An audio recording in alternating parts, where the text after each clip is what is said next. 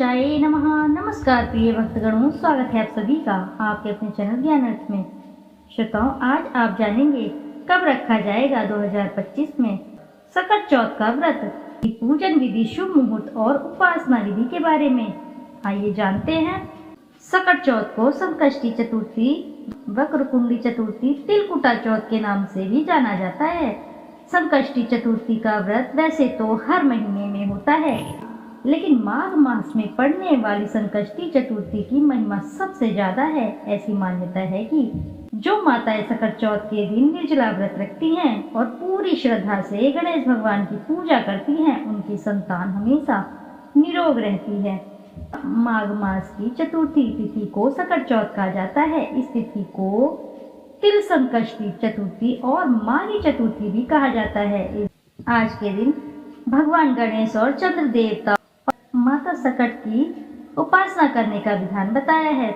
जो कोई आज के दिन श्री गणपति की उपासना करता है, उसके जीवन के संकट टल जाते हैं, साथ ही संतान की प्राप्ति होती है और संतान संबंधी समस्याएं भी दूर होती है। इस बार सकट चौथ का व्रत 17 जनवरी 2025 को रखा जाएगा। सकट चौथ पूजन का मुहूर्त जान लेते हैं।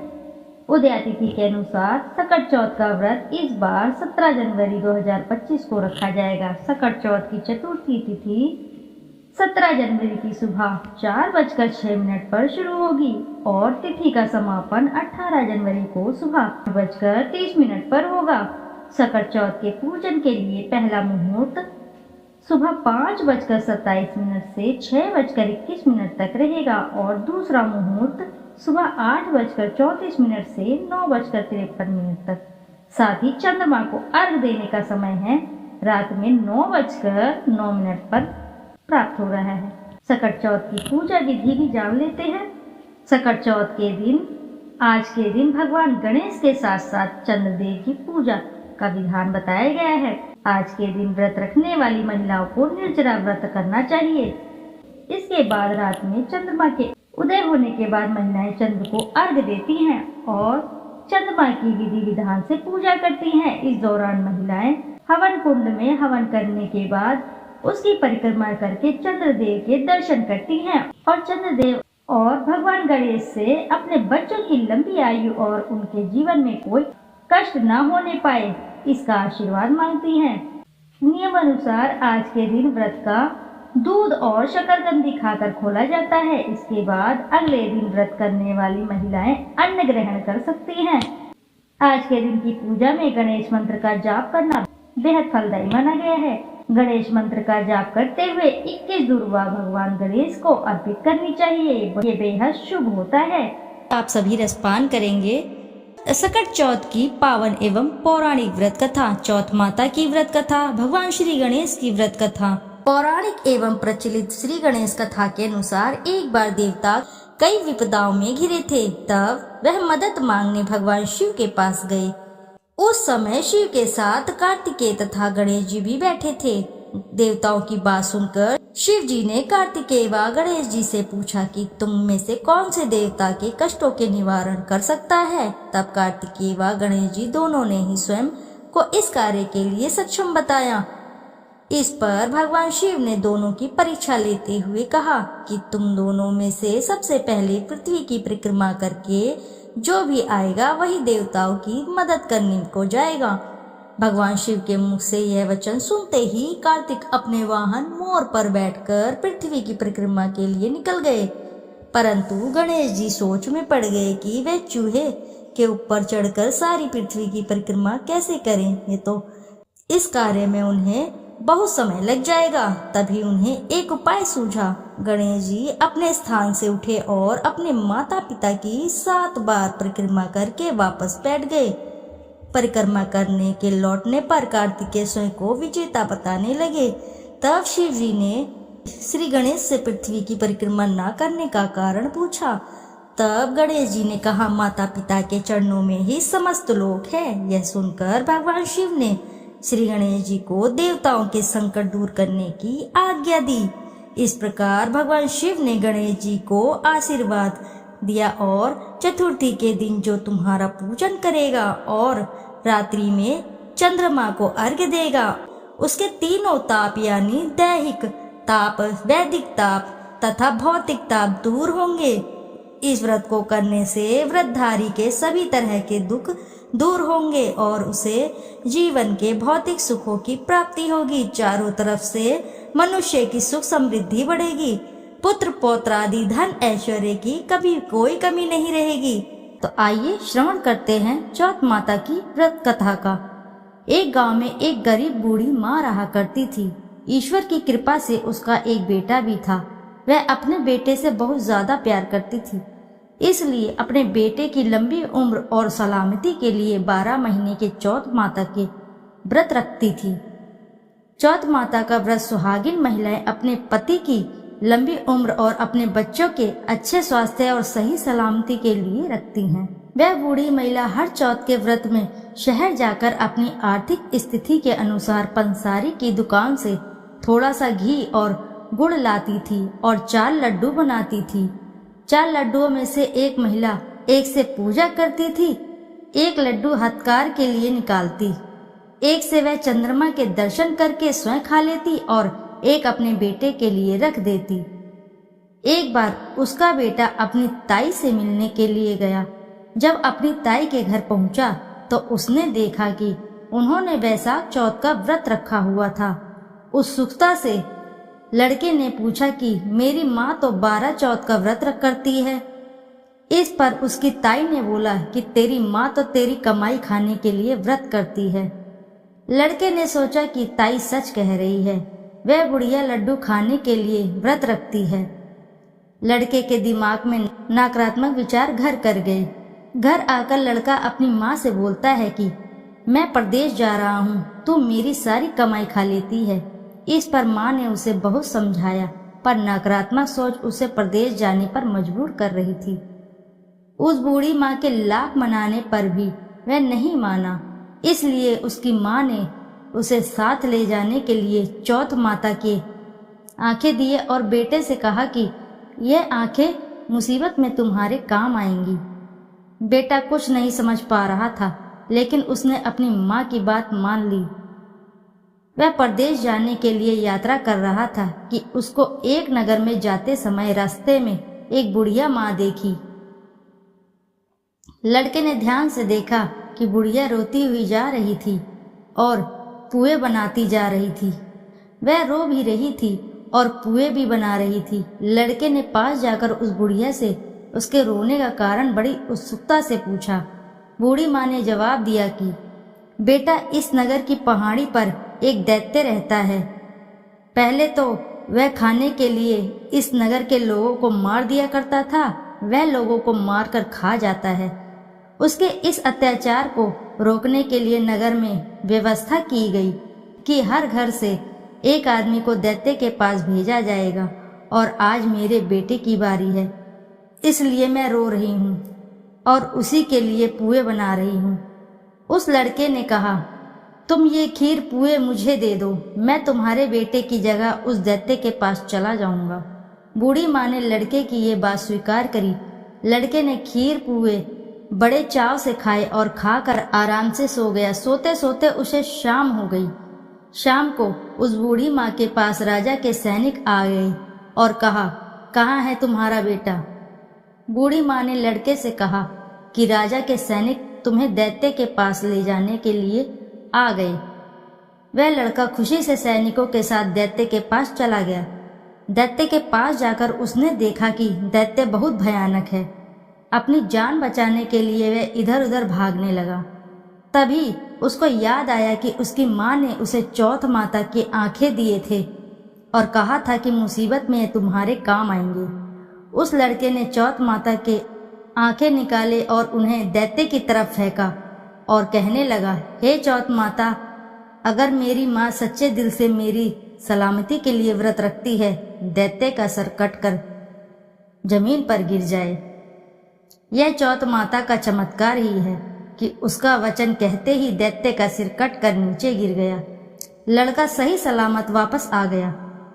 वापस आते देख उसे राजा ने अपने दरबार में बुलाया और बहुत से उपहार देकर रवाना किया। लड़का अपने रास्ते पर आगे बढ़ गया। चलते हुए उसे कुछ समय बाद वह दूसरे राज्य में पहुंचा। उस राज्य में एक प्रथा प्रचलित थी कि बर्तनों के आवे को पकने के लिए एक इंसान की बलि दी जाती थी। राज्य से जाते देख सैनिकों ने उसे पकड़ लिया और आवे में चिनवा दिया, और आवे को पकने के लिए लड़के ने फिर से चौथ माता के आंखें निकाले और बोला, हे माता, अगर माँ मेरे लिए बिना किसी स्वार्थ के व्रत रखती है तो आवे को पकने पर मेरी मृत्यु ना हो। लड़के के ये शब्द बोलते ही आवे पकने पर लड़के की मृत्यु नहीं हुई। जब आवे के बर्तन निकालने लगे तो आवे से मिट्टी की बजाय सोने और चांदी के बर्तन निकले, और लड़के ने अंदर से कहा, बर्तन आराम से निकालना, कहीं मुझे लग ना जाए। ये सुनकर बर्तन निकालने वाले आश्चर्यचकित हो गए और उसे आवे से निकालकर राजा के दरबार में ले आए। राजा भी आश्चर्यचकित था। राजा ने लड़के से प्रश्न किया कि आखिर तुम इस आवे से जिंदा कैसे बच गई? लड़के ने जवाब दिया कि मेरी माँ मेरे लिए चौथ के 12 महीने व्रत रखती है, इसलिए चौथ माता की कृपा से मैं इस आवे से सही सलामत वापस निकल आया। राजा को लड़के की बात पर यकीन नहीं हो रहा था, इसलिए राजा अपनी आंखों से चौथ माता का चमत्कार देखना चाहता था। इसलिए राजा ने चांदी की सुराही मंगवाई और लड़के से कहा कि अगर तुम सच बोल रहे हो तो सुराही की नली से निकल कर दिखाओ। उस लड़के ने देखा कि एक भंवरा सुराही के मुंह से बाहर से निकला है। लड़के ने चौथ माता का नाम लेकर आंखें बाहर निकाले और कहा कि हे माता, अगर मेरी माँ तुम्हारे लिए 12 महीने के व्रत रखती है तो मैं भंवरा बनकर सुराही के मुंह से बाहर निकल आऊं। देखते ही देखते राजा की आंखों के सामने वो लड़का भंवरा बन गया और सुराही के मुंह से बाहर निकल गया। राजा ने ये चमत्कार देखा और आश्चर्यचकित हो गया और राजा बहुत खुश हुआ। राजा इतना खुश हुआ कि राजा ने अपनी पुत्री की शादी उस लड़के से कर दी। पूरे नगर में राजा ने प्रचार करवा दिया कि नगर की सारी महिलाएं चौथ माता का व्रत करना आरंभ कर दें। कुछ समय बीत जाने के बाद लड़के को अपनी माँ की याद आई कि मेरी माँ तो बिना किसी स्वार्थ के मेरी सही सलामती के लिए व्रत रखती है, तभी मैं चौथ माता के आशीर्वाद से अभी तक सही सलामत हूँ। इस कारण लड़के ने राजा से अपने नगर जाने की इच्छा प्रकट की।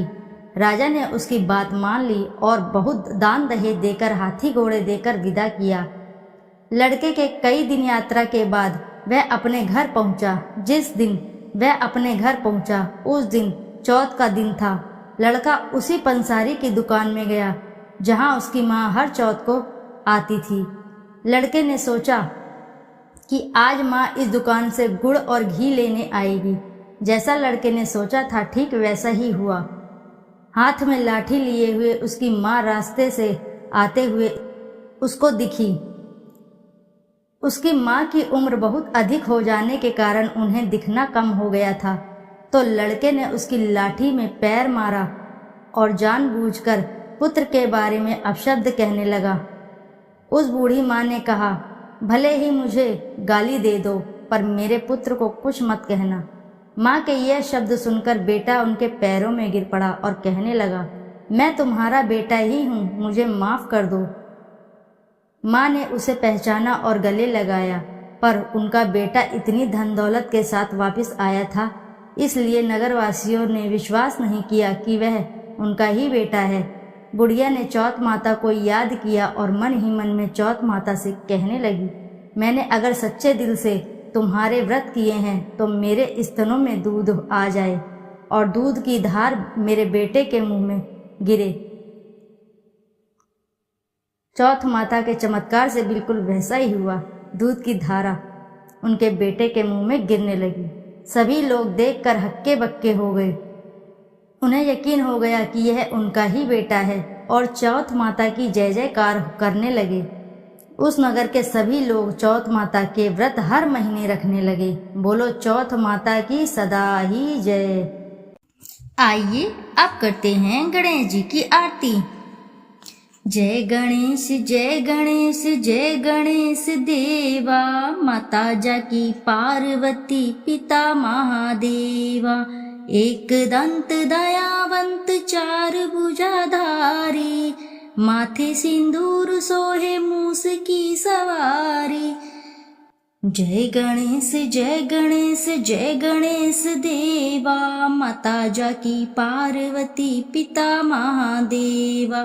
पान चढ़े फूल चढ़े और चढ़े मेवा, लड्डुअन का भोग लगे संत करे सेवा। जय गणेश जय गणेश जय गणेश देवा, माता जाकी पार्वती पिता महादेवा। अंधन को आँख देत कोढ़िन को काया, बांझन को पुत्र देत निर्धन को माया। जय गणेश जय गणेश जय गणेश देवा, माता जाकी पार्वती पिता महादेवा। सूर श्याम शरण आए सुफल की जसेवा, माता जाकी पार्वती पिता महादेवा। जय गणेश जय गणेश जय गणेश देवा, माता जाकी पार्वती पिता महादेवा। दीनन की लाज रखो शुंभ सुतकारी, कामना को पूर्ण करो जाऊं बलिहारी। जय गणेश जय गणेश जय गणेश देवा, माता जाकी पार्वती पिता महादेवा। प्रेम से बोलिए प्रिय भक्तगणों, श्री गणेश महाराज की जय। फिर मिलते हैं आपसे। श्रोताओं, यदि आपको कथा अच्छी लगी है तो वीडियो जरूर लाइक करें, साथ ही चैनल को सब्सक्राइब करें और एक बार अपनी सच्ची श्रद्धा से कमेंट बॉक्स में लिखना ना भूलें। जय श्री गणेश महाराज की। फिर मिलते हैं आपसे ऐसी ही अगली कथा में। जब तक के लिए नमस्कार श्रोताओं।